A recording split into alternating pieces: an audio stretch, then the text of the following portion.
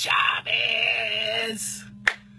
And I'm coming to you live for the 157th day in a row here on my page. I'm also involved with a 30-day video challenge where we have different subjects to discuss and topics to discuss. And the topic for tonight is what was your best favorite job ever? So actually I shared with you guys last night a little bit about one of my favorite jobs, driving the buses. But I have another job that was totally one of my funnest jobs that I've ever had. And I will share that with you guys here in a second. So I see a few people coming in. Rachel, thanks for coming in. I really appreciate you popping in. So, okay, let's see. It was about, let me think here, the 2005 or 2006, and I was working at, hey Steve, thanks for coming in. Louis, thanks for coming in. I was working at a sand plant, and I injured my back, and I hurt my back really bad. And I was on workman's comp for a long time, and so the state ended up training me to do something else. So they gave me this training course for office and clerical customer service. And DJ, what's coming in, man? What's going on, bro? And so I got trained, and hey, Jason, Action Closer, thank you for sharing.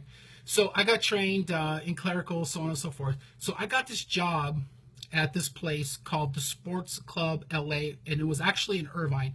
I don't know if you guys have ever heard of it, but it's a very, very upscale training facility, and it's basically a gym, but it's totally really, really expensive, and it's for like celebrities and really, really well-to-do people. And so I got a job in the accounting department, keeping track of all of the membership accounts. So when I say that this place was I can't say it was just a gym. They had valet parking. They had a hair studio, hair salon. They had a pro shop. They had a formal bar. They had a dining room. They had a spa. So they had all these amenities. It was basically like a day spa, but it was a gym as well.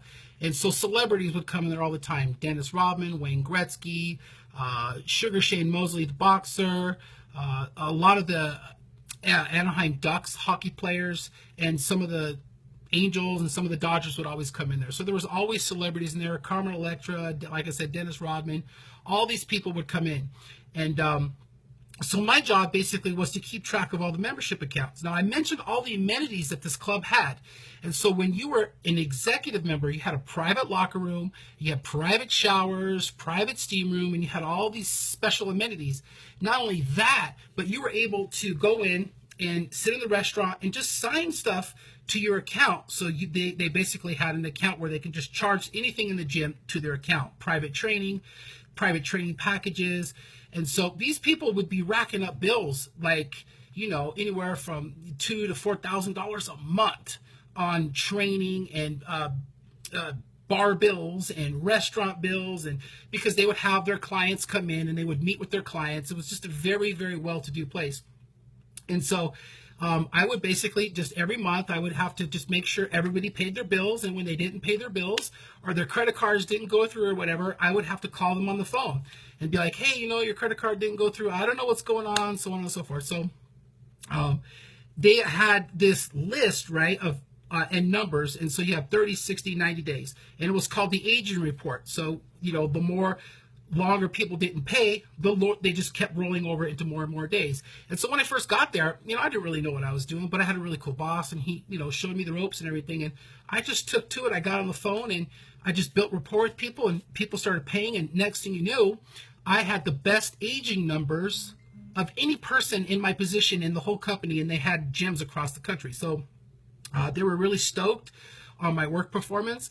And once I got it down and I got it dialed in, it was really cool. They had a basketball court, right? So I would get there in the morning about 8 and work in the morning, and then I would take lunch about 11:30, and then I would go play basketball for like 2 hours, sit in the steam room, take a shower, and then I would just go back to work. And then I had one of my bosses there. She didn't like the fact that, I was only at my desk maybe I don't know, 2 hours out of an 8-hour day. And when I was there at my desk, I was hammering out calls. But the rest of the time, I was just walking around the club, meeting the members, and I called it guest relations. And my boss told my other boss, he said, just leave him alone. Look at his numbers. The numbers speak for themselves. So, when you're performing and you are putting up numbers, hey, thanks, Rob. I appreciate you. When you are putting up numbers and you're performing, the boss ain't going to care what you're doing as long as you're being ethical and you're taking care of people. So I would have to terminate people's memberships or suspend their memberships when they didn't pay their bills. And I would go up to the front desk, and if I couldn't get them on the phone, I would wait for them. They'd try to sneak in the club, and they knew once they knew I was, doing that, they would try to get by me, and they couldn't get by me. So that was a really cool job. And, inside that same club, they had valet parking. And so I wanted to make some extra money. So I talked to the valet manager. And so during the day, I would do my thing in the office, and then play basketball and mingle around with all the members of the club.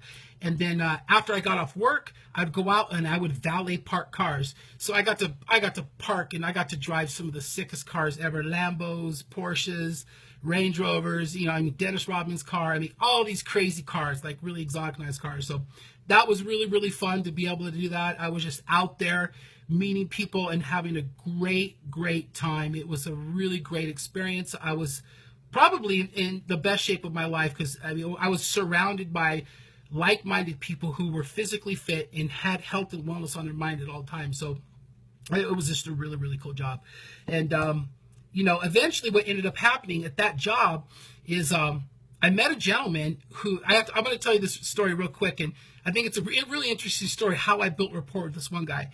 He got behind on his bill, and he was embarrassed because he was like, 3 months behind on his bill, and he was trying to sneak around me and everything. And I left him a message, and I finally told him, hey, bro, I don't know what's going on, but we got to take care of this. I want you to come in the club. I want you to be able to use the facility. I don't want to embarrass you in front of your clients or your friends when you come into the club, but just come and talk to me and let's work something out.